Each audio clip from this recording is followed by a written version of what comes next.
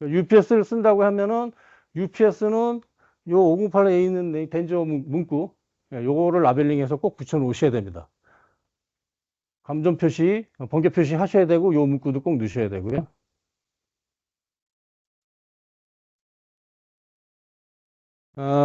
이거는 이제 대부분이 보면은 이렇게 선 정리한다고 케이블 타이로 묶죠. 선을. 근데 케이블 타이로 아주 꽉 묶어요. 모르겠어요. 왜 꽉 묶는지. 선 정리만 하면 되는데 꽉 묶어요. 이게 나중에 이 부분이 손상이 갑니다. 케이블 타이 때문에. 그리고 선과 선을, 전기선과 그 접지선을 꼭 케이블 타이로 묶어요. 안 된다는 건 아니지만 접지선까지 묶을 필요는 없습니다. 접지선은 마지막에 최후 보루니까 접지선은 분리를 하시고 전기선만 정리를 해서 묶으시든지 느슨하게 묶으라는 뜻입니다. 요 부분 이제 도어의 한기팬에 스페리얼 와이어링 밴드를 이렇게 했어요. 여기까지 왔어요. 여기 안 했어요. 하려면 여기까지 끝까지 다 해요. 선 정리해서 다 하는.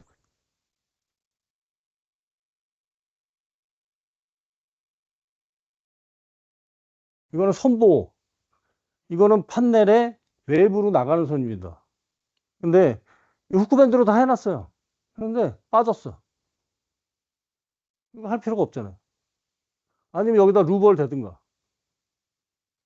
그러니까 선보호를 해야 됩니다. 외부로 나가는 선은 이분이 메탈이기 때문에 피복에 손상을 주니까 피복에 손상되지 않는 그 선보호를 해라.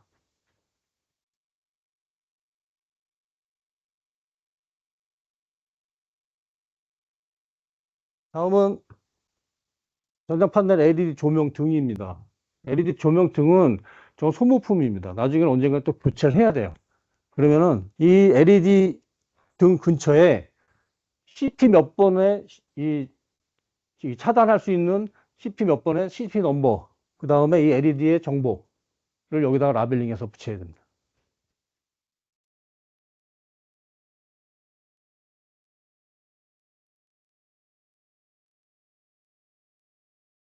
요거는 그 서브 판넬인데요. 서브 판넬에도 이게 커버가 없어요. 서브 판넬. 로고도 없고. 그리고 이 표시도 안 했고. 서브 판넬도 다 하셔야 됩니다.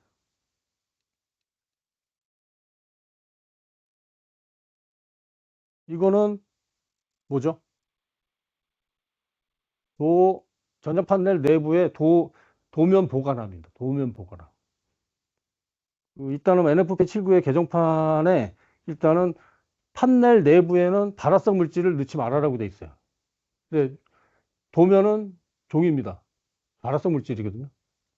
그래서 판넬 내부에 넣지 말고 외부에 보관을 하든지 아니면 따로 보관을 하든지 아니면은 종이 아닌 난연제일로 만들어서 넣든지. 그러니까 화재 발화성 물질은 있으면 안 됩니다. 그 다음에 이 부분은 이 검정색은 전기 AC 전기선이고요. 이 파란색은 공합선입니다. 공합선과 전기선을 이렇게 케이블 타이를 묶어놨어요. 공합선과 전기선은 항상 분리해야 됩니다.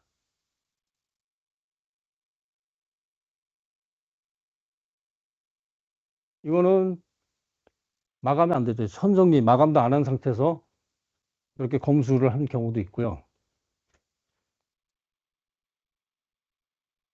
이 부분은 보이세요? 이 도어입니다. 도어. 판넬의 도어에다가 이 부품 배치를 해놨어요. 판넬의 도어에는 스위치, 램프, 뭐 파워메타 정도? 네. 그 정도까지 인정해요. 근데 여기다 부품 단자대에서부터 아주 부품 깨지 여기다 다 해놨어요. 절대 안 되는 겁니다.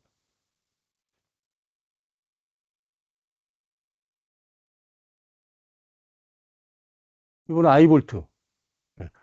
판넬에 아이볼트가 있는데 아이볼트는 운송할 때 쓰는 거거든요. 그럼 이제 설치 다 해놨어요. 설치해 놓으면은 아이볼트가 필요는 없죠. 또 이동할 일이 없으니까.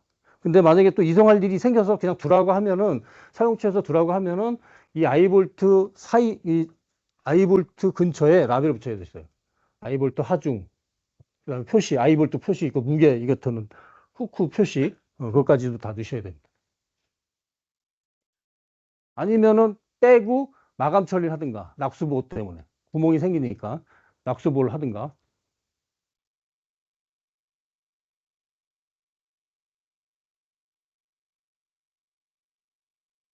이거는 이제 펜모터예요. 환기펜, 펜모터 많이 쓰시잖아요. A씨든 D씨든 다 이거 승인품 쓰셔야 되고, 그다음에 RU 마크 있는 것도 인정해 준다고 했잖아요. 그 다음에 이 환기 펜모터는 서멀 프로텍터가 내장된 타입을 쓰셔야 돼요.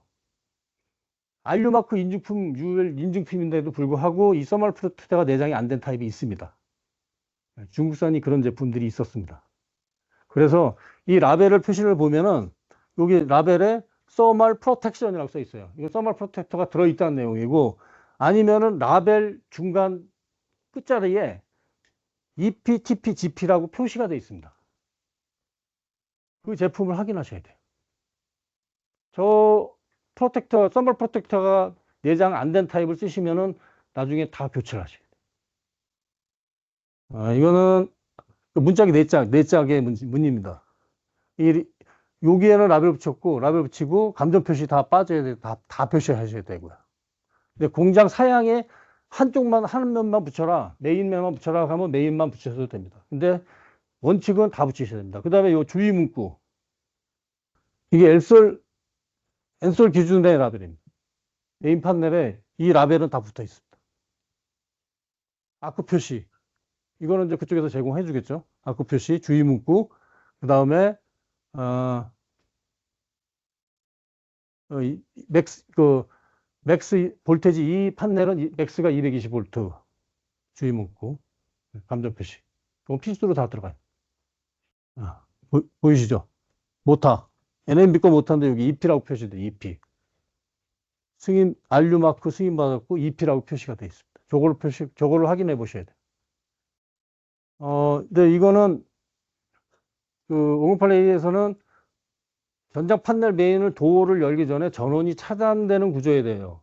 그러면 전원 차단 구도를 만들려고 하면은 지금 가장 많이 쓰는 게 페이드락이다, 페이드락. 네. 페이드락을 달아서 쓰시는 게 가장 유리하고요. 그 다음에 도어가 열린 상태에서 이 페이드락의 메인 MCCB 안쪽에 릴리즈가 안 되고, 온이 안 되는 타입으로 만들어요. 그러면 그 안에 액세서리가 있습니다. 그 타입을 꼭 쓰셔야 돼요. 도어를 열린 상태에서 MCCB가 온되는 타입이 있습니다. 온 안 되게 락킹으로 액세서리가 팝니다.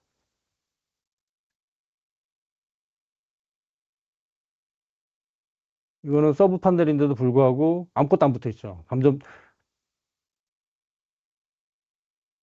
번개 표시라도 해야 되는데. 예. 그래서 아까 제가 말씀드렸지만 미국에서 검수했을 때 가장 중요시 얘기하는 게 낙수보호라고 했잖아요. 이게 문제죠. 설비 천장에 계측기를 올려놨어요, 그냥. 산업용 PC, 계측기, 아무것도 없는 보호 상태 없는 상태에서 이렇게 설비를 올려놨어요. 그러면 이거 어떻게 돼요? 다 커버링 해야죠. 낙수 보호하기 위해서 물 안 들어가게. 그럼 판넬 만들어야 되죠. 그럴 바에 뭐예요? 이걸 차라리 설비 안에다 넣지. 이런 경우 많이 있습니다. 그리고 설비 위쪽에 산업용 PC가 이렇게 앞면이 보이는 거. 이것도 아크릴로 낙수 보호해서 막든지 다 해야 됩니다. 지금 그렇게 다 하고 있어요. 이 현장에서.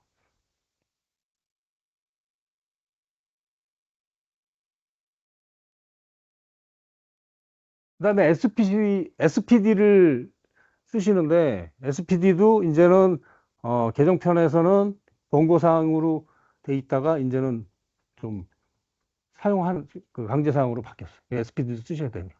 근데 SPD를 쓰는데, 전기선, 배선 전체를 합산을 해서 500mm 이내에 있어야 돼요. 배선이. 그럼 MCC 옆에 붙여야겠죠. 붙이고 배선도 가까워야 되겠죠. 500mm를 넘어가는 경우가 어디냐면은 접지선 때문에 그렇습니다. 접지선 때문에 다 페일이 나요. 판넬의 MCCB는 항상 그 위에 많잖아요. 위에 설치하잖아요. 근데 그 옆에다 SPD를 달았어요. 근데 접지선은 전원 부스바가 바닥에 있다고 접지선이 바닥으로 왔어요. 2m가 넘어요. 그럼 페일이죠.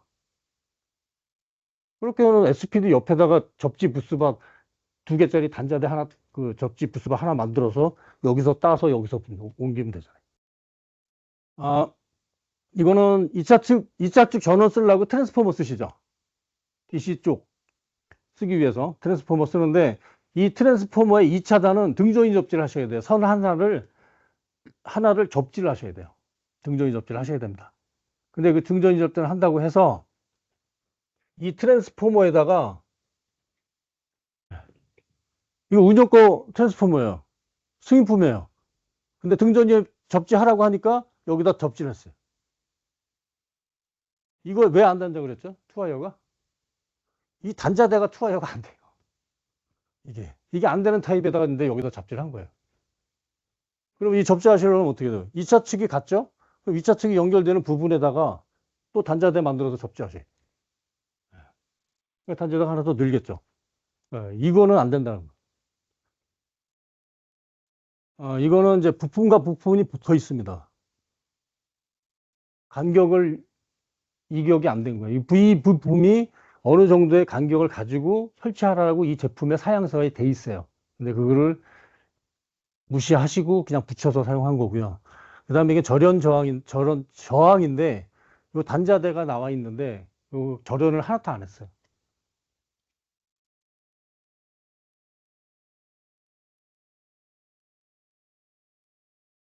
공간거리를 지적사항이 많이 나오는데, 공간거리에 지적사항 많이 나오는 부분 중 하나가 여기 보입니다. MCCB에 L1, L2, L3 연결해놓고, 요 부분에 뭐가 빠졌죠? 커버나 배리어 빠졌죠. 저 액세서리로 팔아요. 아니면 제공을 해주든가.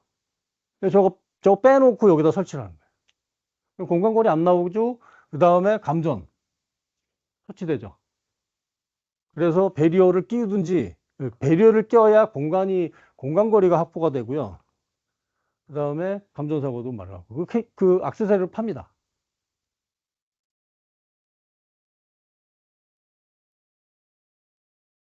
요거는 뭐,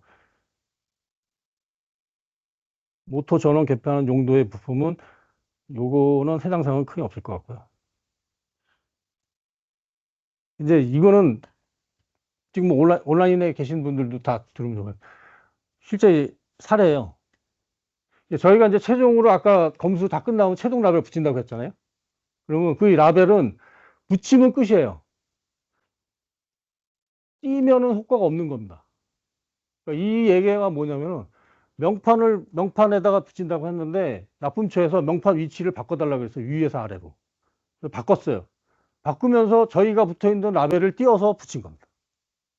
이 쭈글쭈글한데 이 상태로 그냥 붙여놨어요. 이러면 이 라벨은 효과가 없어지는 겁니다. 그러면 만약에 명판 위치가 바뀌어서 라벨을 다시 붙여야 된다라고 하시면 저희한테 통보를 주셔야 되고요. 그러면 저희가 현장에 가서 다시 새로운 라벨로 교체를 해야 됩니다. 이 라벨에 시리얼 넘버가 다 있다고 했잖아요. 이 시리얼 넘버가 오사에 등록이 된단 말이에요. 그럼 등록된 거 바꿔야 되잖아요. 근데 그거 무시하시고 그냥 부착하신 겁니다. 그러면 이거 인증 없는 겁니다. 그럼 이제 AHJ에다가 거짓 보고한 거랑 같죠. 그래서 라벨은 손상이 되면 안 되고, 그 다음에 라벨 저희 자체도 그 알콜로 지워도 안 지워지는 타입으로 만들었어요. 그러니까 지워도 안 지워지니까 상관없고, 띄시면은 효과가 없어지니까 안 된다. 제가 일단은 그 부적합 사항에 대해서는 제 경험과 지금까지 그 엄수했을 때 내용 등에 대한 부적합 사항을 설명을 드렸습니다.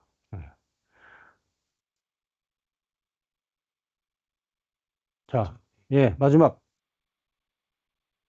제가 그 오늘 드린 자료에도 아마 컴포넌트 리스트를 작성해 달라고 하는 엑셀 파일을 드린 게 있을 겁니다. 근데 그 컴포넌트 리스트를 작성하시는 난 중에 하나에 가장 어려워하시는 게 그 CCN 넘버 적는 난이에요. 근데 그 CCN 넘버가 컴포넌트 카테고리 넘버인데, 이 컴포넌트 CCN 넘버는 그 승인서 보면 안 나와요. 승인서 대리점한테 승인서 주세요. 그러면 그 승인서에 그 넘버가 안 나오거든요. 그럼, 예, 여기 저 옆에. 이건 이제 제가 예제예요. 이런 식으로 작성을 해서 그 부품 리스트를 작성해서 주시면은 저희가 효과적으로 빨리 검토를 해서 회로도와 같이 주셔야 돼요. 주시면은 검토가 되는 거고요. 각자 회사에서 양식에 작성해서 주시긴 하는데, 요런 내용들은 다 들어있어야 됩니다. 저 UL 넘버 뒤쪽에 보면은, 예, 여기 CCN 넘버가 있습니다. CCN 넘버가 이런 식으로 표기가 돼 있어요. 이거 승인서에 안 나와요. 그래서 이거를 확인하려고 하면은 대리점에다 물어보든지, 아까 그 가이드, UL, 예. UL 사이트 가셔서 확인하셔야 돼요. 근데 이거 들어가려면은 회원가입해야 돼요. 돈 내고. 개인이든 기업이든 돈 내고 회원가입하셔야 가서 검색을 하실 수 있어요. 여기서, 근데 이걸 가입하시면 더 좋은 게 부품 검색하기 쉽습니다. 그냥 업체명, 뭐 부품명 딱 치시면은 다 검색 쫙 되니까요. 뭐 휴즈 딱 치면은 뭐 휴즈 업체 전 세계 수백 개 휴즈 업체 다 나오니까요.